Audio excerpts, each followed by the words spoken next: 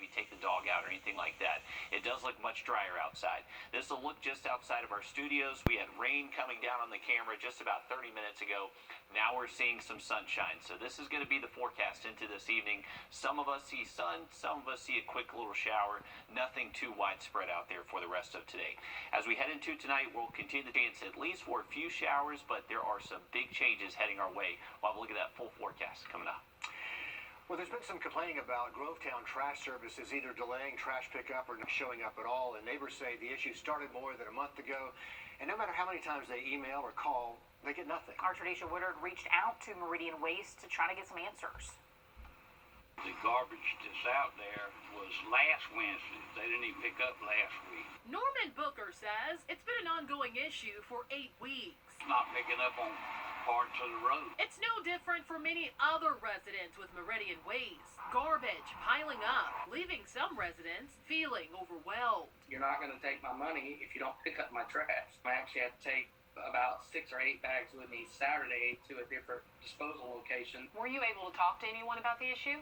No, I have yet to get a live person on the phone. Rick Wilson has been calling and emailing Meridian Waste for weeks, searching for answers. I also made phone calls and sent out emails. They responded, saying their goal is to service customers and ensure a healthy community, but they're experiencing labor shortages and supply inefficiencies, which is affecting their collection schedules.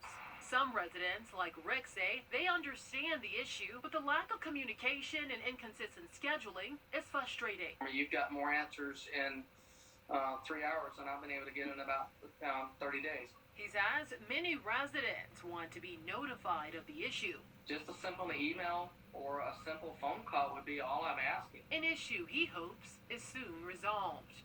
Tradisha Woodard, on your side. So we did reach out to Meridian Waste about prorates and refunds, and we're waiting to hear back from them. As of right now, though, they say if there is the delay at your service, keep that garbage at the curbside until their crews can get over to collect it. And if the issue is ongoing, we're going to have a link up on our website you can use to let them know. 2 Columbia County schools spending the day on lockdown while officers look for a teenager accused of making a threat. Access in and out of Harlem High School and Harlem Middle School was restricted, but they didn't delay pickup for the students. Officials say a 16-year-old got in a fight with his parents this morning and said he had a hidden weapon he would use to shoot them. Officials say he was last seen trying to get a ride to Thompson from the Pumpkin Center. They say he was kicked out of Harlem High School yesterday, and he was last seen wearing orange flip-flops, black shorts, and a white shirt. 2 twin boys found dead inside a car in Columbia, and today we're learning that father will not face any charges. As Lauren Adams reports, the Richland County Sheriff says the deaths of 20-month-old Bryson and Brady McDaniel was just a horrible accident. Yeah, Sheriff Lott said that the father was under intense pressure at work and forgot the twins in his back seat. After work, Sheriff Lott says the father went to pick them up at the Blythewood facility, went inside, and the workers said the twins were not there, and then the dad went outside and found the little ones dead in the back seat. Sheriff Lott said the father tried to do some things to revive them, but there was no hope. They were already dead. Nada Rutherford, the coroner who was present for the little boys' autopsies, said the heat index inside the SUV that day was 120 degrees and they died from hyperthermia or heat stroke. Sheriff Lott said he's seen a lot of cases and this one has been terribly difficult, so much so that all the investigators involved have gone to therapy. The sheriff said there was an intense investigation which lasted 3 weeks, and his department turned all the evidence over to the solicitor's office who conducts investigations. The solicitor's office, according to the sheriff, chose not to bring criminal charges. Sheriff Lott said the father is terribly upset, stating the father's interview with police was gut-wrenching, saying no one could fake that kind of raw emotion. Coroner Rutherford had a message for daycare workers if they notice a child does not show up for a day. We urge each parent, there are so many stressors with COVID-19, with just the world changing. Look in the back seat. Make sure that you've dropped off the children. For every child care center, baby center, caregiver out there, we urge you, if the child does not show up, call the family. It could save a life. Sheriff Lott would not say if the father is the one who normally takes the twins to daycare or not. He just said it's a terrible, tragic accident and asked that everyone pray for this family so that they can find peace. Reporting at the Sheriff's Department, I'm Lauren Adams. A tragic story out of Columbia there. Now, you can do some things to remind yourself your child is back there in the car. For one, leave your purse in the back seat. Put a shoe there, or keep a stuffed animal with you in the front seat. All things that could save a life. We're learning today Georgia election investigators say the wife of a U.S. Senate candidate did not commit any voting violations. The Secretary of State's office opened an investigation into Herschel Walker's wife, Julie Blanchard, after reports that records showed she was living in Texas. The state election board unanimously voted to dismiss the case. They say she has a Georgia driver's license, she owns property in Atlanta, and pays state taxes. The South Carolina Department of Juvenile Justice director is resigning. Freddie Pugh faced intense criticism over the conditions for both staff and children in his department. His letter of resignation says the department has some momentum and it's the right time to resign. In April, a report found the department dangerously understaffed and undertrained, and Pugh got a vote of no confidence. Some lawmakers say this resignation is months in the making. It's just gone on and on and on. And while that was going on, some of the children of this state behind the wall were being abused physically and mentally, and the guards were put in danger. I mean, it's a Lord of the Flies situation out there. Pugh's last day is going to be October the 15th, but the governor's office says Eden Hendrick will take the reins today as acting DJJ director. She started serving as the deputy DJJ director last week. New updates about the explosion that damaged an Atlanta apartment complex. For the people who live there, attorneys are asking the courts to put a pause on things to make sure the building isn't demolished before they can preserve any evidence. The explosion happened after people living there say they complained several times over the last few months about the smell of gas.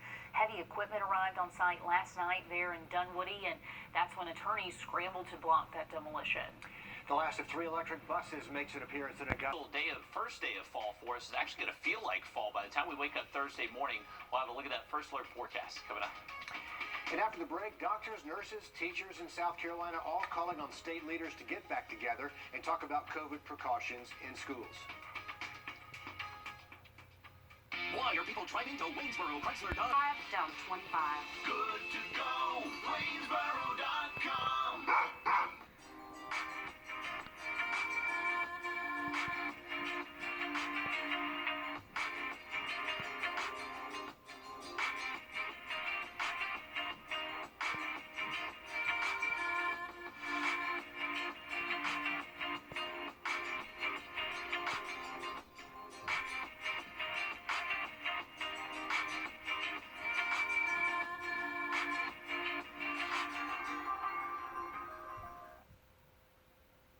School year only started about a month ago in South Carolina, and some teachers, nurses, and school staff say it's already been the hardest year of their careers. State House reporter Mary Green live for us in Columbia. So, Mary, now these groups are calling for a change they say will really help them do their jobs and also help our students learn. They are today a group of groups representing South Carolina teachers, school nurses, and pediatricians all publicly called for lawmakers to return here to the State House to repeal or modify that temporary state law that currently prohibits schools from enforcing mask mandates or risk losing some of their funding.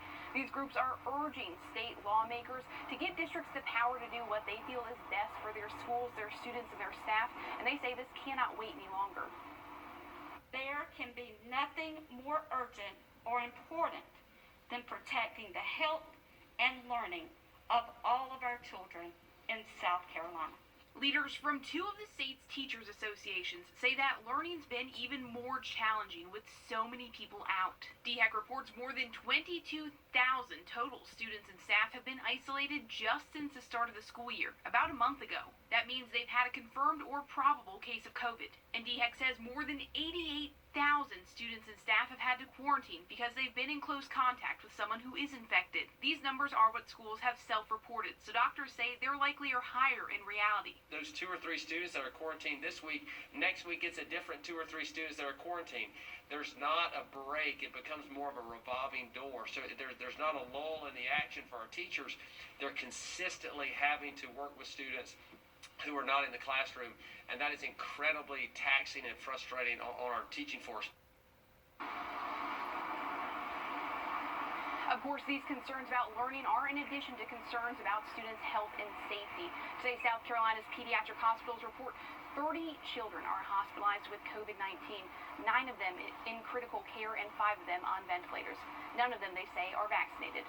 Reporting live in Columbia, Mary Green on your side.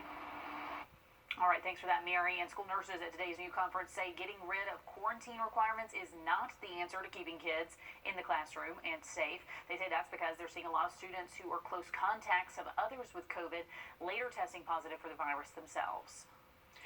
Let's have a live look outside now as we